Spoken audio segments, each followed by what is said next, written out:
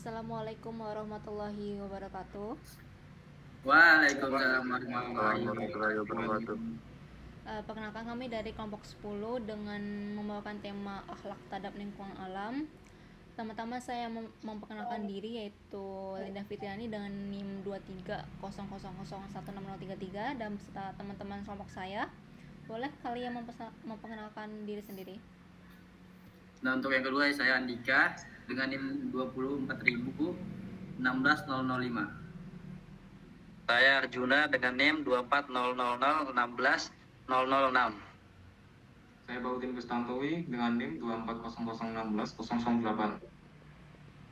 Saya Edian Bahran 2400016016. Saya Aditya Sabta Pratama dengan NIM 24000160022. Baik, biar tidak lama kita langsung ke materi pertama. Silakan bagi yang Pandangan Islam terhadap lingkungan alam. Konsep tauhid dan amanah. Tauhid, konsep ini menegaskan bahwa segala sesuatu di alam semesta, mulai dari partikel terkecil hingga galaksi terjauh, adalah ciptaan Allah Subhanahu wa Ta'ala dan merupakan miliknya. Manusia bukanlah pemilik mutlak, melainkan khalifah, pengelola atau wakil di bumi. Sebagai khalifah diberi wewenang untuk memanfaatkan sumber daya, tapi dengan tanggung jawab penuh untuk menjaga dan melestarikannya, bukan merusaknya. Dan amanah, lingkungan alam adalah amanah atau kepercayaan dari Allah yang dititipkan kepada manusia. Ini berarti tidak memiliki kewajiban moral dan spiritual untuk merawatnya dengan sebaik-baiknya. Mengkhianati amanah ini berarti ingkar terhadap perintah Allah. yang kedua yaitu wasiat Rasulullah dan akhlak terhadap alam. Jadi setiap kali hendak berperang, Rasulullah tuh senantiasa memberikan wasiat kepada pasukannya terkait aturan-aturan etika yang harus ditaati selama di medan tempur. Salah satunya itu wasiat beliau adalah yang diikuti oleh para khulafaur rasyidin, itu adalah larangan untuk mendabang pepohonan kecuali untuk bertujuan untuk strategi perang. Jadi untuk merusak tanaman, membunuh binatang tanpa alasan jelas, semisal untuk dimakan dan meracuni sumber-sumber air. Hal ini tuh Rasulullah tuh ingin memberikan gambaran jelas pada kita bahwa Islam tuh sangat menjunjung tinggi akhlak terhadap alam. Haram hukumnya, tercela nilainya, bahkan melanggar Al-Quran dan Sunnah Nabi itu tidak boleh ya seorang muslim melakukannya ya. Jadi Allah berfirman, dan janganlah kamu membuat kerusakan di bumi setelah Allah itu memperbaikinya. Bisa kita lihat pada surat Al-A'raf ayat 56. Juga dalam beberapa hadis tuh kita bisa menemukan ada orang-orang yang sangat bagus ibadah ritualnya, tapi dicap buruk oleh Nabi karena dia tuh tidak baik pada binatang.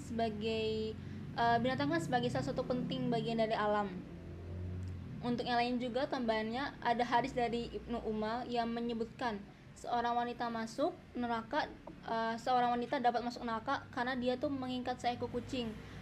Wanita tersebut tidak memberinya makan dan tidak pula melepaskannya untuk memperoleh makan di bumi. Ini bisa kita lihat di hadis riwayat Bukhari Muslim.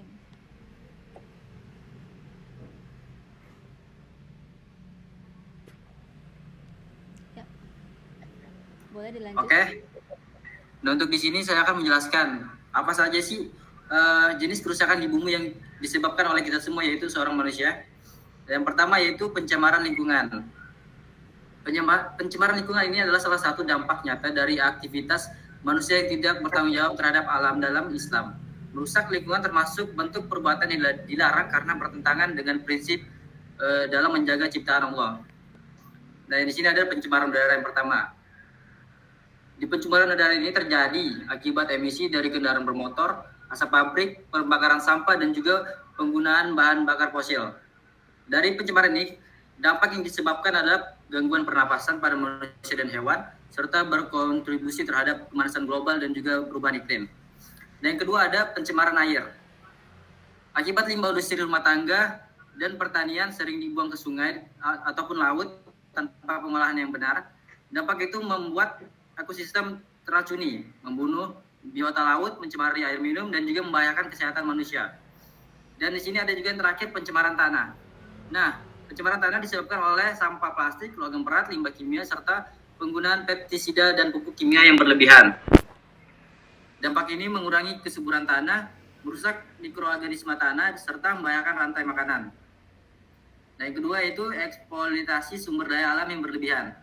Eksploitasi berlebihan terhadap sumber daya alam seperti tambang, minyak bumi, dan juga hasil laut yang berlebihan dapat membuat kerusakan lingkungan seperti deforestasi, pencemaran, dan hilangnya ekosistem. Selain itu dapat mengakibatkan kehabisan sumber daya yang harusnya cukup untuk di generasi yang akan mendatang. Nah, untuk yang ketiga ada kehancuran keanekaragaman. Nah, manusia ini sering merusak habitat alami melalui pembakaran hutan, urbanisasi, dan juga perburuan liar. Hal itu membuat dampak banyak spesies hewan dan tumbuhan punah, serta kehilangan tempat tinggal dan diburu tanpa kendali. Padahal setiap makhluk memiliki peran penting dalam keseimbangan ekosistem. Nah, untuk yang terakhir yaitu produksi sampah yang berlebihan. Gaya hidup instan manusia sekarang menghasilkan sampah dalam jumlah yang sangat besar, terutama yang kita tahu yaitu plastik, sekali pakai, dan limbah elektronik. Nah, dampak ini sangat sulit untuk terurai dan mencemari tanah, sungai, dan lautan. Ini juga berdampak langsung pada kesehatan manusia, hewan, serta mencemari rantai makanan. Oke, selanjutnya. Selanjutnya adalah implementasi akhlak terhadap lingkungan. Implementasi akhlak terhadap lingkungan adalah penerapan nilai-nilai Islam dalam menjaga dan merawat alam sebagai bentuk amanah dari Allah Subhanahu wa taala. Tindakan menjaga kebersihan, menghemat sumber daya, dan tidak merusak lingkungan adalah bagian dari ibadah dan cerminan seorang muslim. Contoh surah dan hadisnya seperti yang dijelaskan pada Memelihara, mengelola, dan melestarikan ciptaan Allah. Memelihara, hifz, menjaga agar alam tetap bersih, sehat, dan tidak rusak. Dalam Islam, memelihara ciptaan Allah adalah bentuk syukur dan ibadah, seperti tidak membuang sampah sembarangan, menjaga hewan dan tumbuhan. Mengelola, tadbir, menggunakan sumber daya alam secara bijak sesuai kebutuhan tanpa berlebihan. Manusia diberi akal untuk mengatur dan memanfaatkan bumi secara adil dan bertanggung jawab. Mengatur penggunaan air, energi, dan lahan secara efisien. Kemudian melestarikan, menjaga keberlangsungan kehidupan dan keseimbangan alam untuk generasi sekarang dan akan mendatang. Islam memerintahkan manusia menjaga keseimbangan ciptaannya. Contohnya rehabilitasi, konservasi lingkungan, dan edukasi ramah lingkungan. Lalu yang terakhir, cara mengatasi kerusakan lingkungan alam yang paling sederhana di kehidupan kita. Yang pertama, kurangi penggunaan plastik. Kedua, hemat listrik dan energi. Ketiga, gunakan transportasi ramah lingkungan. Keempat, hemat air. Kelima, tanam pohon atau tanaman. Keenam, daur ulang dan pilah sampah. Dan yang terakhir, edukasi dan ajak orang lain peduli lingkungan. Nah, dari materi yang sudah kita jelasin tadi, dapat disimpulkan bahwa dalam ajaran Islam, manusia diberi amanah sebagai khalifah di bumi. Nah, tugas ini menuntut manusia untuk menjaga dan merawat alam sebagai bentuk ibadah dan syukur terhadap nikmat Allah Subhanahu wa taala. Nah, alam semesta bukan sekedar tempat tinggal, tapi ciptaan Allah yang harus dipelihara kebersihannya, dirawat keberadaannya, dan juga dijauhkan dari kerusakan. Menjaga lingkungan merupakan tanggung jawab spiritual yang melekat pada diri setiap muslim. Selain memelihara, manusia juga diperintahkan untuk mengelola sumber daya alam secara bijak dan seimbang. Islam menolak segala bentuk pemborosan dan eksploitasi berlebihan terhadap bumi. Allah memerintahkan agar manusia tidak hidup berlebihan, karena Allah tidak menyukai orang yang boros. Pengelolaan yang benar berarti menggunakan nikmat Allah dengan adil, mempertimbangkan keberlanjutan, dan menjaga keseimbangan antara kebutuhan dan kelestarian. Tak kalah penting, manusia memiliki kewajiban untuk melestarikan alam agar manfaat tetap dapat dirasakan oleh generasi yang akan mendatang. Melestarikan berarti memastikan bahwa lingkungan tetap hidup dan seimbang, baik melalui penanaman kembali, pengurangan limbah, maupun edukasi masyarakat. Semua ini merupakan wujud dari akhlak yang mulia dan bukti keimanan. Karena setiap perbuatan terhadap alam akan dimintai pertanggungjawabannya di hadapan Allah di akhir nanti. Oke. Sekian dari presentasi kami. Wassalamualaikum warahmatullahi wabarakatuh. Waalaikumsalam. warahmatullahi wabarakatuh.